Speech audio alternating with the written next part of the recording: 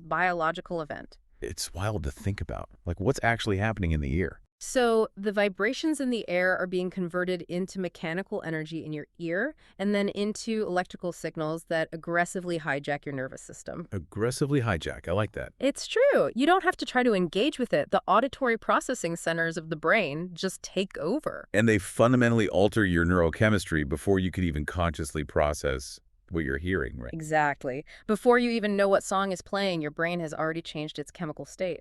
The sheer speed of this reaction is what I want to zero in on first.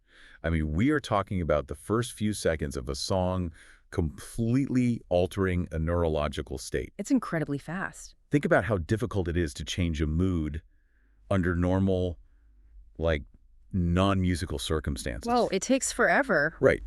If you're having that terrible day we just painted a picture of, and a friend tries to talk you down, or you try cognitive behavioral therapy techniques to rationalize with yourself. It takes an immense amount of time and effort. Exactly. You have to slowly de-escalate the nervous system. But with a song, it is immediate. To me, it is like a light switch being flipped in a dark room. I love that analogy. Yeah, you don't slowly transition out of your stress. The very first chord strikes, the first beat drops, and the emotional environment is instantly redecorated. And if we take that light switch analogy, right, and look at the wiring behind the wall, the speed tells us something incredibly revealing about human neuroanatomy. Like what? Well, think about the biological hardware required to process sound. The brain has to identify the temporal pattern of the song, cross-reference that pattern with an entire database of emotional memories, and then flood the nervous system with a completely new chemical state. All in, what, 3 seconds? Exactly. All of that happens in the time it takes to hear 3 distinct notes. It implies that our emotional states, as fixed and heavy as they may feel when we are stressed, are actually highly fluid. Wow. So we aren't really stuck in that bad mood. Not at all. The brain is inherently primed to have its state altered by the right frequency. Okay, let's unpack this mechanism, because I'm struggling with the exclusivity of sound here. What do you mean? Well, why does music specifically possess this immediate hijacking power over our current thoughts? I mean, I can look at a stunning piece of visual art for 3 seconds or smell a familiar scent, right? Sure, and you might appreciate it. Yeah, but it really pulls me entirely out of a panic attack or deep stress the way a song can. Yeah. What is it about the acoustic input that bypasses our defenses? What gives it the master key to the emotional control room? That's a great question. It really comes down to the way the auditory cortex routes information compared to other senses, particularly vision. Okay, so vision is different. Very different. Vision is highly analytical and heavily processed by the prefrontal cortex. When you look at a painting, your brain goes to work interpreting the spatial relationships, the context, the meaning. It's like you have to think about it. Right. It's a cognitive top-down process. But sound, specifically rhythmic, structured sound, bypasses a significant amount of that analytical filtering. It just sneaks right past the bouncer. Essentially, yeah. The auditory pathways have direct, privileged connections into the limbic system, particularly the amygdala. And the amygdala is like the emotional center. Exactly. It acts as the brain's emotional processing center. This is a pure evolutionary survival mechanism. Oh, because we had to hear predators and stuff. Probably, yeah. We evolved to react to sound instantly, whether it's the snap of a twig in the dark or the distress call of a child. Oh, wow.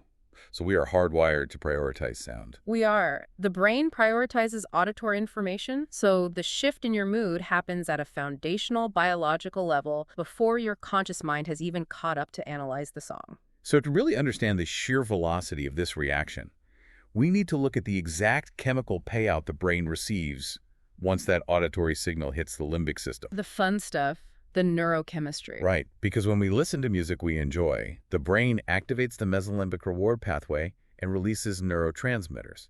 Specifically, we are talking about a heavy dose of dopamine. Yes, but we need to be careful with the term dopamine. Because it's so overused. Completely. It gets thrown around constantly in popular culture. We hear about, dopamine detoxes or dopamine hits from scrolling social media. Right, which kind of reduces it to just a buzzword for cheap gratification. Exactly. But in the context of musical processing, dopamine is driving 3 incredibly complex, distinct functions. Okay, and our sources outline those as motivation, pleasure, and anticipation. Yes. And these aren't just clinical outcomes, they dictate the physical reality of hearing a great song. Let's break those down, but let's skip the basic definitions because, well, we all know dopamine feels good. Fair enough. When we talk about pleasure in this context, it's the raw, unadulterated enjoyment of the melody. It's that warmth spreading through your chest when a dissonant chord finally resolves into a consonant one. Oh, that feeling is the best. But the motivation aspect, that's where the neurological takeover becomes visible. Because motivation here isn't like the drive to go write a novel or finish a spreadsheet. No, it's highly physical. Right. It is the sudden, almost irresistible urge to move your body.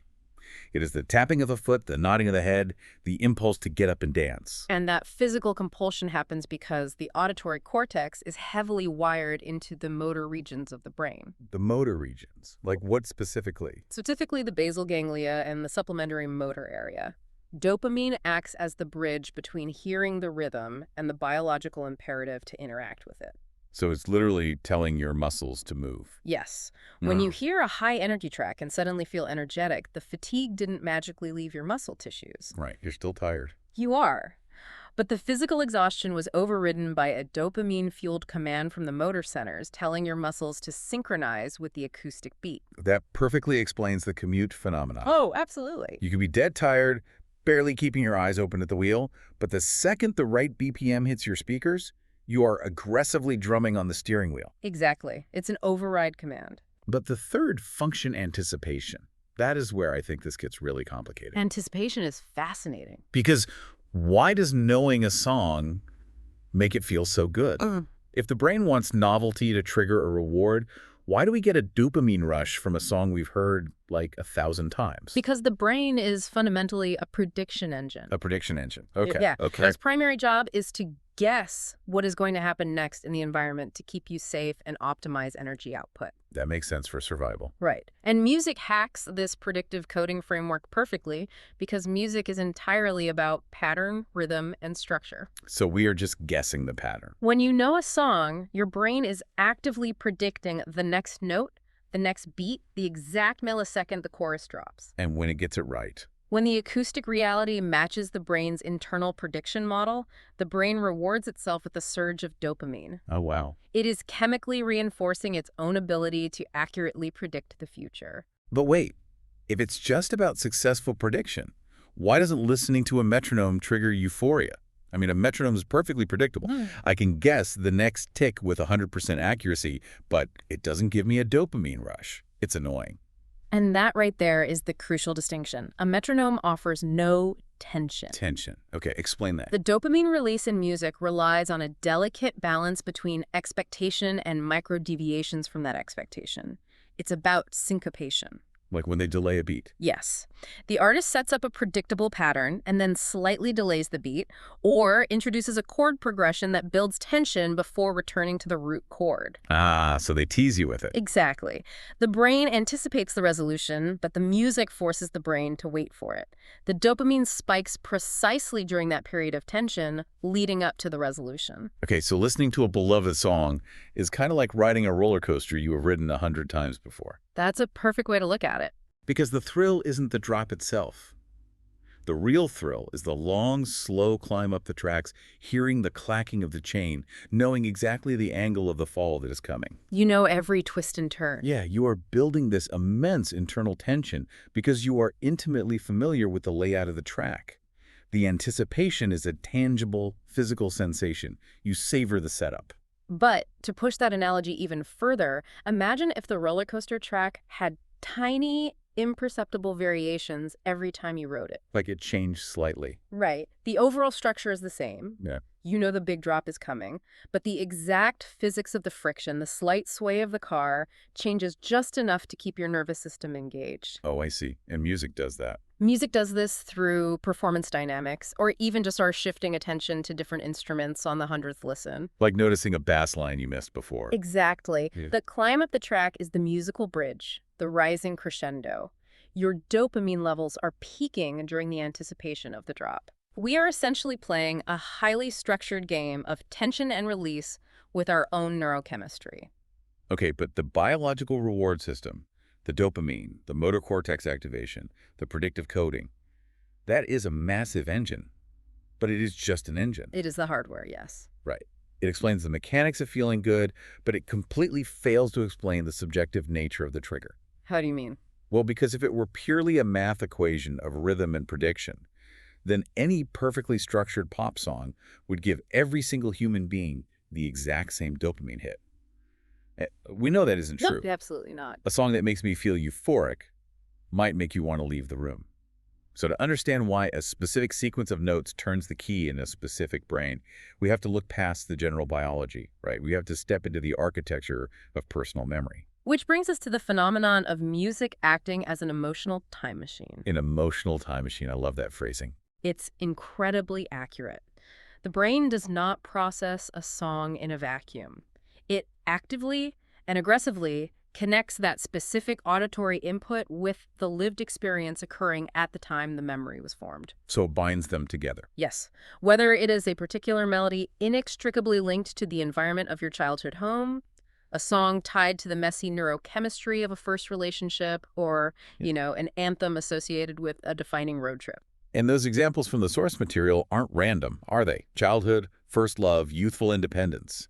These are periods characterized by intense emotional vividness and neuroplasticity. They are highly formative years. Right. The brain is highly sensitive during those eras, so it is hooking the sound to the experience, permanently welding the acoustic frequency to the emotional state. And the neurology of this goes far beyond simple nostalgia. We are talking about synaptic plasticity, specifically Hebbian learning. Hebbian learning. Yeah, the basic principle is neurons that fire together wire together. Oh, I've heard that. So they literally fuse. Effectively, yes. When you hear that song again decades later, your brain doesn't just consciously recall the memory. The auditory cortex triggers the hippocampus and the amygdala to reactivate the neural pathways that were forged during the original event. Wait, really? Yes. The system reacts as if you are briefly returning to that emotional moment. Okay, I really need to clarify the scale of what you're saying here. Are you suggesting the brain is actually simulating the exact biological state we were in during that long-ago road trip? I am. Is it a full-body physical simulation, or is it just a high-definition mental movie? It is a physiological simulation heavily involving the endocrine system. Okay, walk me through that. Let's look at the road trip example. Sure. So you are young, feeling a profound sense of freedom, surrounded by peers. Your brain is swimming in a very specific chemical, path-elevated adrenaline, endorphins, perhaps oxytocin from social bonding. Sounds like a great trip. It is. And simultaneously, the car radio is playing a specific track. The hippocampus maps the acoustic data directly onto that chemical state. It links the song to the hormones. Exactly. Right. Now, fast forward 15 years. You are sitting in a stressful, sterile environment. Your cortisol levels are high. That same song plays. And what happens? The auditory pattern acts as a decryption key. The brain recognizes the frequency, opens the physiological archive, and attempts to recreate that original chemical cocktail. My mind is blown. For a few fleeting seconds, your heart rate variability changes, your breathing shifts, and you experience the biological echo of that youthful freedom. Your body is momentarily convinced it is back in that environment. That is staggering to think about. I mean, we are dealing with an overwhelming, infinite stream of sensory data every single day, and the brain is essentially using melodies as the file names for our most potent memory states. That's a great way to put it. File names. It's like the hippocampus saying, this state of profound heartbreak, I'm saving this under the file name track 4 by this specific acoustic artist. This state of unadulterated joy, Yeah. saved under that pop anthem from 2014, the music becomes the foundational organizational system for our emotional history. The melodies as file names concept really highlights how deeply integrated the auditory pathways are with the memory centers. But there's a fascinating caveat to this time machine effect. A caveat. Yeah, it has to do with the varying processing speeds of different brain regions. What happens when the time machine activates, the biological engine starts roaring, you feel the physiological shift, but you have absolutely no conscious idea what destination you've arrived at. Oh, yes. The idea that you can feel the profound emotion of a memory before you actually remember the event itself. Exactly. Have you had that happen? I have, actually, and it honestly feels like a cognitive glitch.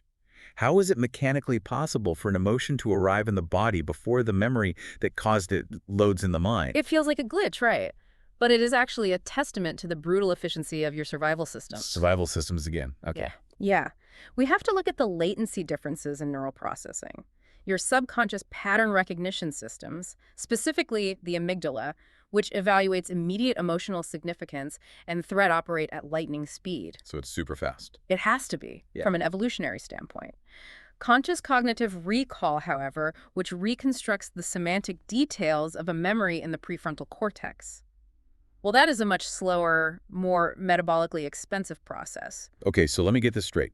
When a song plays, the amygdala hears the first two notes, immediately recognizes the pattern, finds the emotional file, and dumps the corresponding physiological feeling into your body. Instantaneously. And meanwhile, the conscious part of your brain is still lagging behind, scrambling through the mental filing cabinet and saying, wait, why is my heart rate spiking? Give me a second. I know where we know this song from. Exactly the sequence. You feel the ghost of the memory first. The ghost of the memory. Right. You experience the sudden warmth of nostalgia, or a sharp pang of grief, or a flutter of anxiety in your gut, seconds before your conscious mind manages to render the specific image of your childhood bedroom, or the face of the person associated with the song. So the body knows before the mind knows. Yes. The physiological and emotional blueprint is activated entirely before the cognitive details are filled in. It is like walking down a street on a really foggy night. Okay, I'm picturing it. Up ahead, you see the vague outline, like the silhouette of a person walking toward you. Yeah. You cannot see their face at all. You have no conscious idea who it is. Right, they're just a shadow. But instantly, your shoulders drop, your nervous system regulates, and you feel a surge of warmth.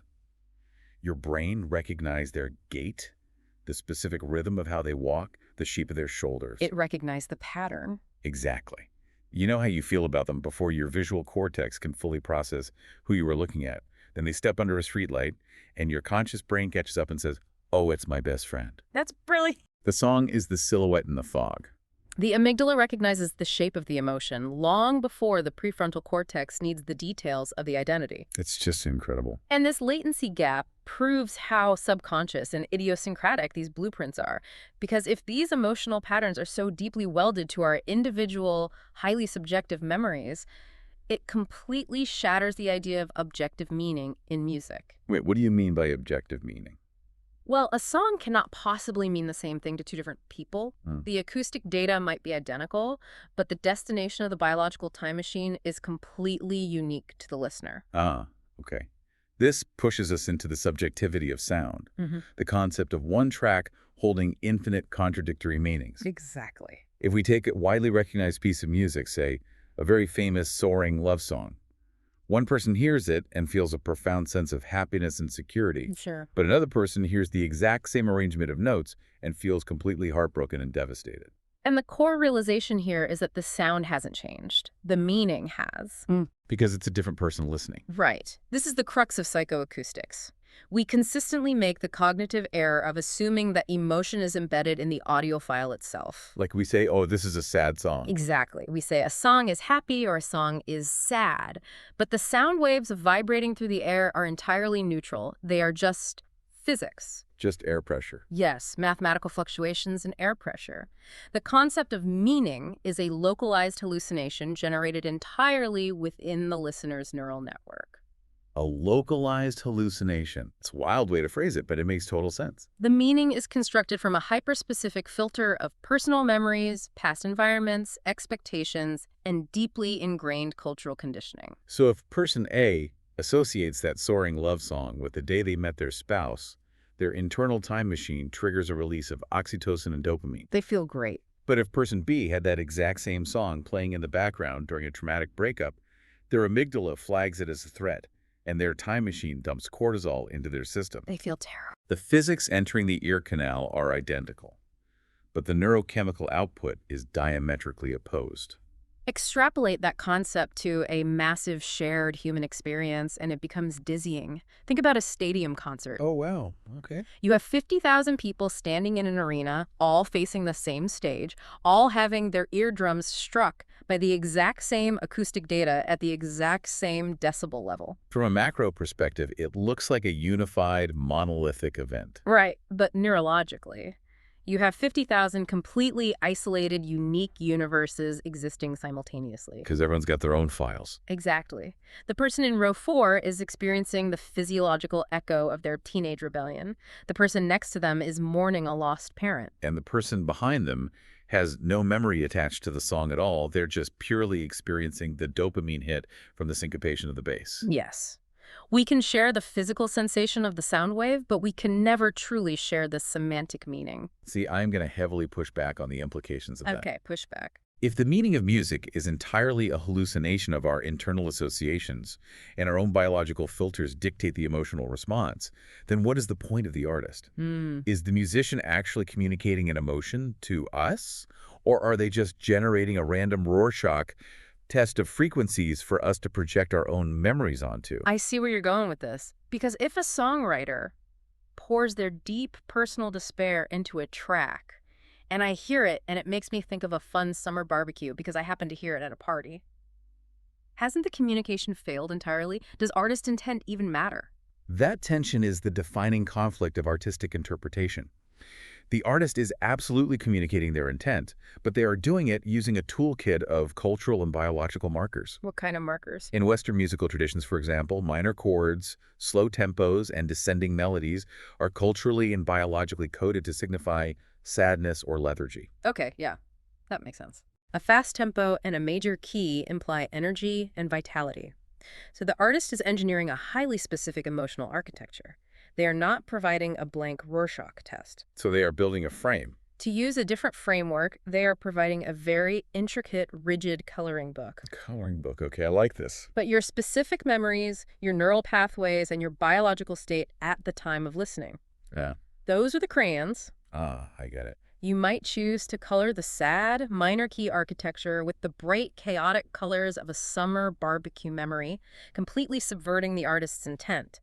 The structure belongs to the creator, but the final emotional render belongs entirely to the listener. Okay, that resolves the tension for me. Yeah. It is a collision between the engineering of the sound and the archive of the listener. Perfectly said. But while our specific memories individualize the experience, there is one highly specific, seemingly universal way human beings use music that defies basic biological logic. Ah, yes. The paradox. Right. And it is the intentional, premeditated pursuit of negative emotions. The sad music paradox. Why do we deliberately subject ourselves to sad music when we are already experiencing emotional pain? Yeah, why would an organism designed to seek pleasure and avoid pain deliberately try to amplify a negative emotional state? It seems counterintuitive. I really need to drill down into this because it feels like a maladaptive behavior. Think about the dopamine engine we discussed earlier, right? Yeah. We are biologically wired to avoid things that cause us harm. Exactly. If you touch a hot stove, your nervous system immediately encodes that as a threat and you don't do it again. Because it hurts. But if you're going through a devastating heartbreak or a period of intense grief, your brain routinely decides to put on the most depressing, minor key, soul-crushing acoustic ballad possible Turn the volume all the way up. and just stare at the ceiling. Why do we actively seek out a mirror for our own misery? Are we Yeah. just wallowing in trauma? We aren't wallowing, actually, and the brain does not view the sad music as the hot stove. It doesn't. No, it views it as the burn cream. Oh, wow. The burn cream. We seek out sad music for profound emotional validation, but the mechanism behind it is incredibly sophisticated. How so? When you are deeply sad, a massive secondary source of suffering is the cognitive isolation of the pain. The isolation. Like feeling alone. Yes, the deeply held, irrational belief that your specific flavor of despair is entirely unique to you and that you are utterly disconnected from the rest of humanity. Oh, yeah. That no one understands what I'm going through. Exactly. Listening to sad music introduces a proxy voice. It is acoustic proof of concept that another human being not only survived this exact devastating feeling, but managed to organize it into a piece of art. So it neutralizes the isolation. It is a biological signal that you are not cut off from the herd, which is a core survival need. It goes beyond just neutralizing isolation, too. We have to look at how music gives shape to emotions that are otherwise impossible to articulate. Give shape to them. What do you mean? Well, when you are in the thick of profound grief, the emotion doesn't have a structure. It is chaotic, formless, and overwhelming. It's just a mess. It is a massive, crushing weight of negative neurochemistry dumped by the amygdala, and your prefrontal cortex is struggling to process it. You don't know where the pain begins, where it ends, or how to navigate it. It is just a raw, unformatted data dump of suffering. Precisely. Now, contrast that chaotic internal state with the nature of music. Yep. Music is the ultimate manifestation of structure. It operates on strict mathematical principles of rhythm, melody, harmony, and time signature. It's basically math. It is. It has a definitive beginning, a structured middle, a climax, and a resolution. Right. When you deliberately listen to a sad song while grieving, you are taking your formless, chaotic internal pain and externally mapping it onto the highly rigid, predictable architecture of the music. Oh my God. The song organizes the chaos for you. It gives your formless grief a set of rules and boundaries, which makes the unbearable feeling temporarily manageable to experience. That reframes the entire behavior for me. It is like, Okay. imagine your sadness is a massive spill of dark, messy liquid just spreading uncontrollably across the table. I can picture that. It is ruining everything it touches, it has no boundaries, and it is impossible to clean up. Right. Listening to a sad song is like taking a beautifully crafted, highly structured crystal glass, scraping that chaotic liquid off the table, and pouring it inside the glass. That is a phenomenal visual. The liquid itself, the actual substance of your sadness, hasn't changed. It is still exactly the same material, but now it has boundaries. It has a defined shape. And most importantly, it is now easier to hold. Exactly. You can look at it, examine it, and carry it without it destroying your environment, because the music provided the structural container. The container is exactly what the brain is seeking. The glass doesn't magically make the liquid disappear, but it completely changes your cognitive relationship to it. You are no longer drowning in the spill. It makes it manageable. Furthermore, engaging with this container actually triggers a biological reward. Wait, really? A reward for being sad? Yes, studies show that listening to sad music can trigger the release of prolactin. Prolactin. It's a hormone associated with soothing and consoling behaviors, often released when weeping.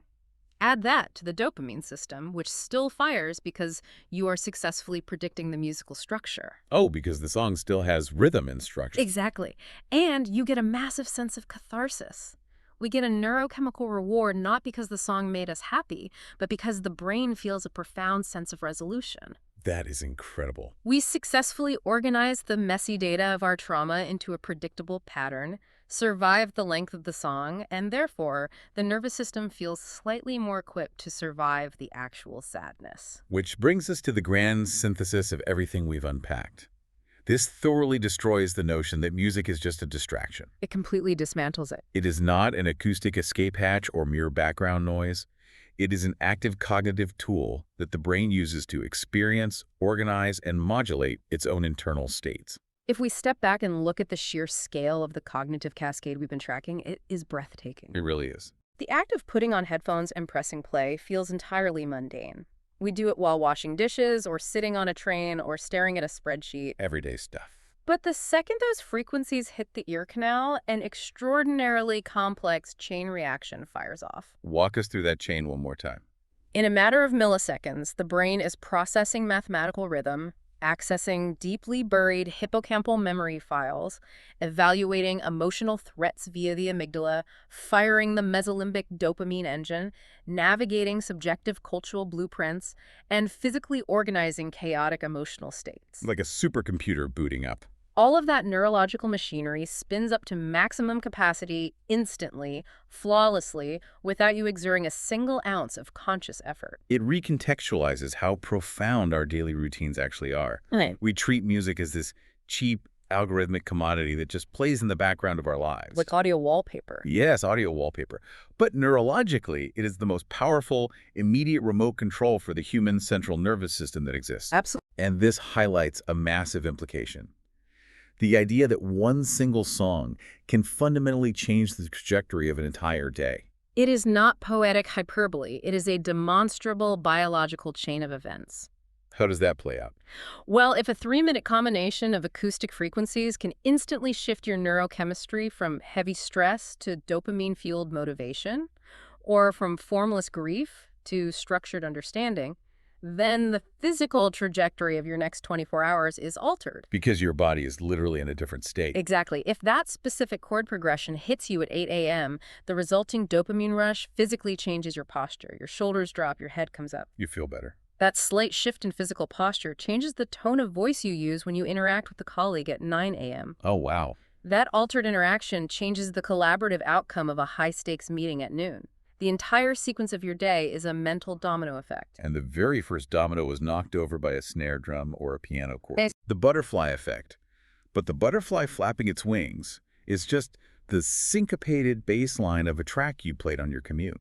It's incredible. It is wild to think about the mechanical leverage that vibrating air molecules have over the reality of our lives. And this leads to a final implication that we have to consider based on the mechanics of the time machine effect. The time machine, right. Oh. We covered the past, but what about now? Well, we spend a lot of time analyzing how the songs from our past, our childhood, our former relationships instantly transport us backward. Because that's what we notice. Right. But we consistently forget that the hippocampus is always running. Wait, always running. Always. The biological archivist never clocks out. The brain is aggressively recording the present moment. Oh, no. So the question we have to ask ourselves is, what new, deeply ingrained audio time machines are you building right now without even realizing it? Oh, that is a fascinating angle. Yeah. I hate it a little bit because it makes me incredibly hyper-aware of my current environment, but the logic is undeniable. Think about the completely random, unremarkable background music playing softly in the coffee shop right now while you are feeling the specific stress of a looming deadline. Or the generic pop track playing faintly on the car radio while you sit in traffic running a mundane errand. Exactly. You aren't actively listening to it, Not at all. but your brain is quietly, efficiently linking that exact acoustic data to the very specific neurochemical reality of this exact phase of your life. Wow. Will that totally unremarkable song, 10 years from now, become the profound, inescapable emotional trigger for a deeply vivid memory of today? It very well might. We are constantly laying down the neurological tracks for our own future time travel, completely blind to which random melodies will end up being the permanent file names for our current era. It's all happening behind the scenes. We are passively curating the soundtrack of our own future nostalgia right this very second, and we don't even get to consciously select the tracks. The brain is just quietly binding the frequencies to the feelings in the background. It's beautiful and a little terrifying. Well, I want to say thank you to you, the listener, for joining us on this deep dive into the hidden mechanical power of the music we surround ourselves with every day. It's been a great conversation. We started by picturing a terrible day, a heavy physical weight, and a dark room. And hopefully, now you understand the sheer neurological miracle that executes when that acoustic light switch is flipped. Next time you listen, you'll know exactly what's happening. The next time you're lost in your thoughts and a sudden melody fundamentally alters your reality, pay close attention to the machinery. Feel the spike of anticipation, recognize the silhouette of the emotion in the fog before the memory loads, and appreciate the time machine you just stepped into.